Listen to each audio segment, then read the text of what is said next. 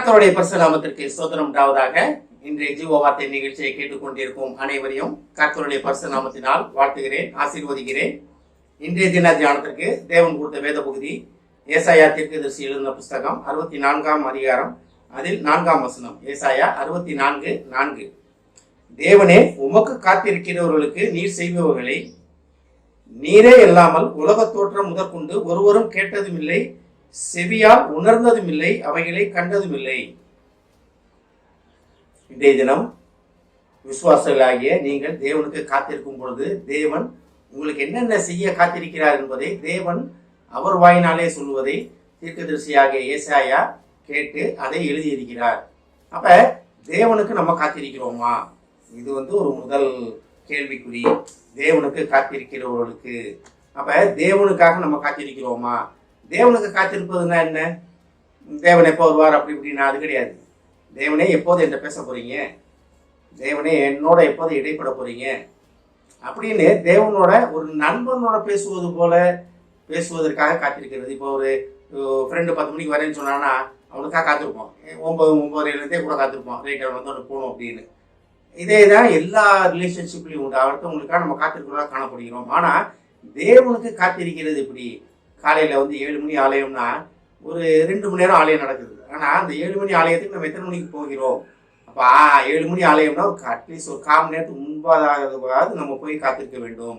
ஒரு ரயில்வே ஸ்டேஷனில் ட்ரெயினுக்காக காத்திருக்கவங்க 7 மணி ட்ரெயின்னா 7 மணிக்கு வீட்டை விடுவோமா, இல்லை 6 மணிக்கு ரயில்வே ஸ்டேஷனில் இருப்போமா? அப்போ தேவனுக்கு காத்திருப்பதுனா என்னன்றதை நம்ம முதல் புரிந்து கொள்ள வேண்டும். அப்படி தேவனுக்காக நம்ம முழு மனதோடு காத்திருக்கும் போது தேவன் நமக்கு என்ன செய்ய ஆயத்தமா இருக்கார் பாருங்க. உலக தோற்றத்துக்கு முன்னால் யாருக்குமே தெரியாத காரியங்கள், யாராலையும் புரிந்து கொள்ள முடியாத காரியங்கள், யாராலையும் செய்ய முடியாத காரியங்கள். அது பாருங்க, உலக தோற்றம் முதற்கொண்டு ஒருவரும் கேட்டதில்லை உங்களுக்கு வைத்திருக்கிற காரியம். அப்ப யாருக்குமே இல்லாத ஒரு புது காரியம் உங்களுக்காக வைக்கப்பட்டிருக்கிறது. இதை கேட்டுக்கொண்டது விசுவாசிகளே, நம்ம உண்மையாகவே தேவ சமூகத்தில் தேவனுக்காக காத்திருக்கும் பொழுது தேவன் உங்களுக்கு கொடுக்கறது எல்லாத்தோட 100 101 அப்படிம்பாங்க. அது கிடையாது. உங்களுக்கு மட்டும் ஸ்பெசிஃபிக்கலி மெய்டு உங்களுக்காக. அதாவது ட்ரெஸ்ல இருந்து எல்லாமே இருக்கு. அதாவது உங்களுக்கு மட்டும் தயாரிக்கிற காரியங்கள் உண்டு, உங்களுக்கு மட்டும் செய்கிற காரியங்கள் உண்டு. அந்த மாதிரி காரியம் உங்களுக்கு உலக தோற்றம் முதற்கொண்டு நீரே இல்லாமல் யாரும் ஒருவரும் கேட்டதில்லை. அப்ப அது என்ன அழகா ஆரம்பிக்கிறார் பாருங்க. தேவனே, உமக்கு காத்திருக்கிறவர்களுக்கு நீர் செய்பவர்களை நீரே இல்லாமல் உலக தோற்றம் முதற்கொண்டு ஒருவரும் கேட்டதில்லை, செவியால் உணர்ந்ததும் இல்லை. கேட்கறது காதுதான், ஆனா செவியால் உணர்ந்ததும் இல்லைன்னு ஏன் இந்த இடத்துல ஏசாயா சொல்றாருன்னா, இதுல உணர்வதுன்னா எப்படி?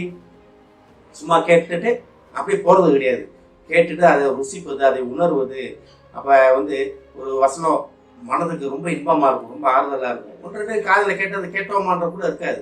இது உலகத்துல நிறைய காரியங்கள் இருக்கு. கேட்டது அதை உணர்ந்து அதை உணர்ந்ததுபடி செய்யறவங்க பாத்தீங்கன்னா டாப் ரேங்க்ல இருப்பாங்க.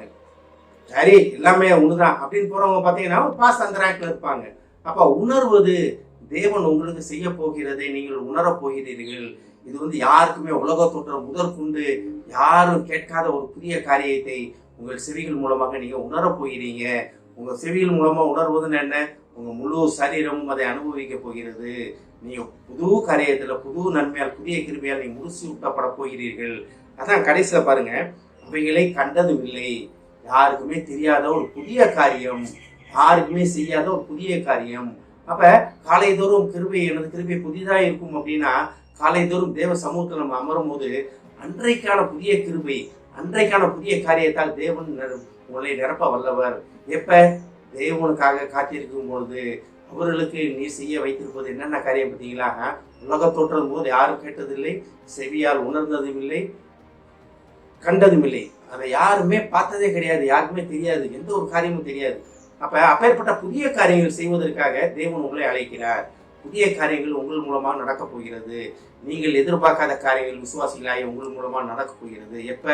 நீங்க கர்த்தருக்கு காத்திருக்கும் பொழுது, தேவனுக்காக தேவ சமூகத்தில் காத்திருக்கும் பொழுது தேவன் உங்களை கொண்டு மிகப்பெரிய காரியங்கள் செய்ய வல்லவராக இருக்கிறார். அதை மட்டும் விசுவாசித்து தேவ சமூகத்தில் நம்ம காத்திருப்போம். ஆமேன். ஜெபிப்போம். எங்களை அதிகமான அன்பின் பரலோக பிதாவே, கர்த்தாவே, உமக்கு காத்திருக்கிறவர்களை உலக தோற்றம் கொண்டு நீர் எங்களுக்கு செய்ய போகிற காரியங்கள் யாரும் கேட்டதில்லை, உணர்ந்ததில்லை, கண்டதும் இல்லை என்று சொல்லியிருக்கிறேன் ஆண்டவரே. அப்பேற்பட்ட பெரிய காரியங்கள் எங்கள் வாழ்க்கையில் நீ செய்ய போவதற்காக நன்றி தகப்பனே. இதை கேட்டுக்கொண்டிருக்கும் ஒவ்வொரு விசுவாசியும் ஆசீர்வதிக்கிறோம் அப்பா. ஒவ்வொரு குடும்பத்தையும் ஆசீர்வதிக்கிறோம் ஆண்டவரே. தகப்பனே, ஒவ்வொரு குடும்பத்திலும் நீர் அவர்களுக்கு வைத்திருக்கும் புதிய காரியங்களை அவர்கள் பெற்றுக்கொண்டு புதிய நன்மையால், புதிய கிருபையால், புதிய சாட்சிகளாக அவர் நடக்க போவதற்காக நன்றி ஆண்டவரே. தகப்பனே, ஆசீர்வதிக்கிறோம் அப்பா. இயேசுவின் மூலமாக கேட்கிறேன் நல்ல பிதாவே, ஆமென். கர்த்தர் உங்களை ஆசீர்வதிப்பாராக.